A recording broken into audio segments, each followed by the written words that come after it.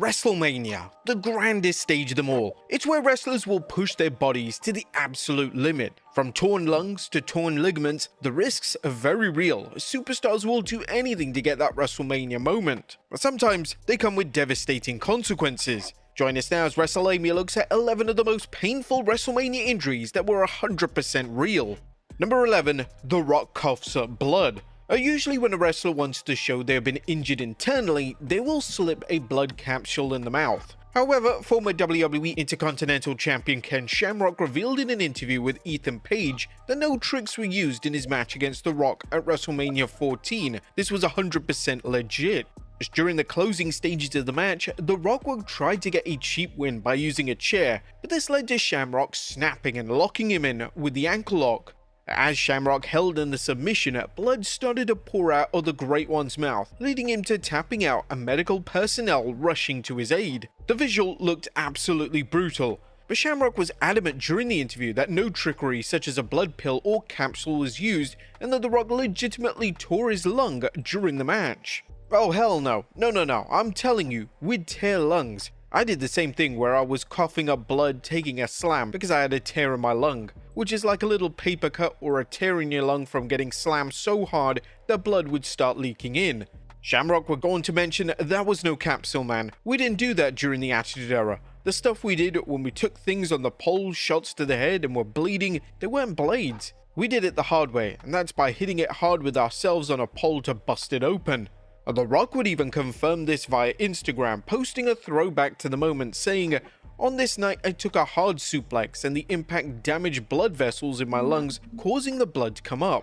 Kept composed, made sure I could breathe, and continued with the match." What a badass. Now it's safe to say that if this ever happened in the current era, the match would be stopped immediately as the welfare of the superstars comes paramount. Number 10. Triple H breaks Owen Hart's nose. Following the Montreal Screwjob, Bret Hart, Jim Neidhart, and Davey Boy Smith would all leave WWE in favor of WCW, and the only Hart Foundation member to remain with Vince would be Owen Hart. Owen would go on to stay in the mid-card and just found himself fighting for the European Championship at WrestleMania 14 against champion Triple H. Whilst this was a standard enough match, during the match Hart would suffer a cut to the bridge of his nose, caused by Triple H delivering a stiff boot to the face. Over the course of the match, the cut would get increasingly worse and no doubt required some stitches once the match was over. Number 9. Randy Orton lands on the announce table. When a wrestler takes a bump through the announce table, it's vital that all objects are cleared from the table. This extends to monitors, laptops, and pens. And when we're talking about monitors, it's not those flat screens that you find on today's announce tables. No, previously WWE had those jumbo-sized CRTs which could do a lot of damage to a wrestler. The landing needs to be as smooth and clean as possible, or the wrestler could be seriously hurt. When Randy Orton and Batista hit the RKO Batista Bomb combo and Daniel Bryan through the table at WrestleMania 30, Orton took his RKO bump straight into a TV monitor. Why on earth the monitors weren't cleared prior was a question that a lot of fans had, as this was completely reckless and it would have taken a matter of seconds for the wrestlers to clear the table completely. Orton was understandably in a lot of pain, and the footage is hard to watch back, especially knowing what we know with Orton's history of back problems. The damage was so severe that you could visibly see a lash on his back. Number 8. Scott Steiner lands on his head. During Scott Steiner's early years, it wasn't uncommon for him to take wild and unexpected bumps. Take for instance at WrestleMania 9, Steiner teamed with his brother Rick to take on the Head Shrinkers, and during one spot in the match, it looked like Steiner was about to be thrown onto the ropes in a hangman style move, yet Steiner crashed to the outside looking like he landed right on his head. There was immediate concern for Steiner's welfare, and it was a miracle that he was okay. As wrestling evolved into the late 90s, Steiner would basically retire spots like these, which was probably the right call.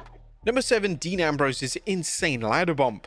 The wrestlers in the ladder match at WrestleMania 31 went all out to steal the show, and Dean Ambrose took things to the very next level. The late great Luke Harper powerbombed Ambrose right out of the ring, sending him crashing through a ladder that was resting on the apron and barricade.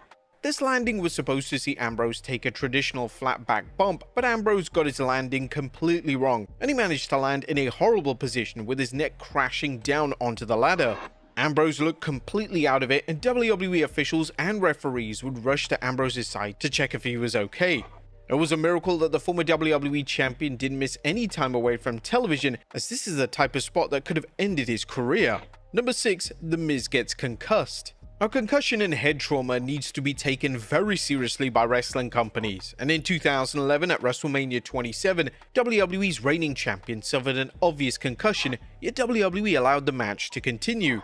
During The Miz's main event match with John Cena at WrestleMania 27, The Miz would be tackled off the barricade, and his head bounced right off the exposed concrete with a sickening thud. When The Miz next appeared on camera, he looked completely out of it. According to the referee for the match, Mike Chioda, The Miz was so lost that Chioda was forced to call spots for him. And speaking to Metro UK, Chioda added, "I did a WrestleMania match with Miz, and I was calling him spots, and I knew he got his bell rung, but I knew he didn't remember the whole match. He remembered a little bit here, a little bit there, a little bit there. When I got back, I was like, congratulations, man, congratulations." I was like, "You okay, brother?" He's like, "I don't remember anything, really. I remember you telling me some spots," and then I was like, he was listening to everything I was doing. He was just very thankful for getting him through that, because if he doesn't get through that, you never know. You never know if there's another moment like that for The Miz down the road, you know? Thankfully, WWE have drastically altered their concussion protocol since 2011, and if this type of incident happened today, then the match would have been brought to an immediate close. Number 5. Dumpster disaster. Terry Funk was known for taking crazy and wild bumps, even at his age. At WrestleMania 14, Funk teamed with his real-life friend Cactus Jack to take on the New Age Outlaws. This wouldn't be any type of match, it would be a dumpster match, and one of the most insane spots of the match saw Funk take a powerbomb right into the dumpster itself. In an attempt to make the spot somewhat safe, WWE would place cardboard inside to cushion the blow, but this did little to negate the impact. When Funk emerged from the dumpster, it was apparent that he was legitimately hurt, as his skin was bright red, and this was definitely a spot that should have had more care and attention directed towards it. Mind you, it's not even like Terry Funk even sold that welt. Number 4. Rick Boogs tears his quad. Night 1 of WrestleMania 38 opened up with SmackDown Tag Team Champions the Usos defending the belts against a team of Rick Boogs and Shinsuke Nakamura. Boogs probably went from the highest of the highs to the lowest of the lows during the match.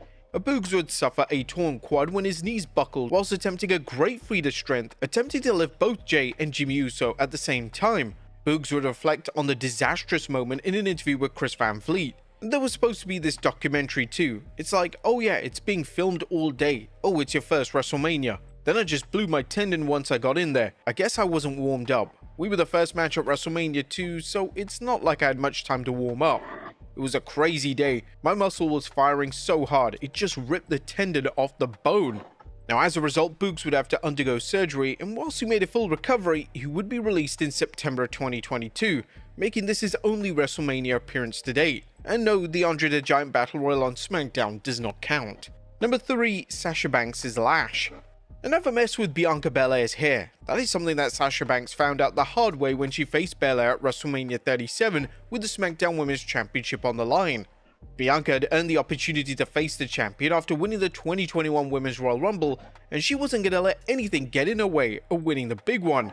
But the most memorable moment of the match came after Bianca was about to deliver a KOD, but in a smart move, Banks held onto her hair. The two would grapple with the long locks until Bianca snapped and literally whipped Banks with it.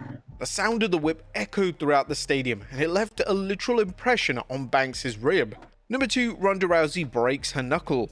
Ronda Rousey has had a lot of injuries to her hands over the years, and she suffered a major one when main eventing WrestleMania in 2019. When throwing work punches, Rousey managed to shatter her knuckle, and from rewatching the match, it's evident that Rousey is hurt, and she is reluctant to use her hand in various spots. WWE will release an official statement declaring Rousey's injury on their website, and it was ruled that Rousey needed pins in her right hand. While defending the Raw Women's Championship against Becky Lynch and Charlotte Flair in the historic first ever women's main event of WrestleMania, Ronda Rousey broke a pinky knuckle and required 2 pins in her right hand, as she revealed in her video on her YouTube channel.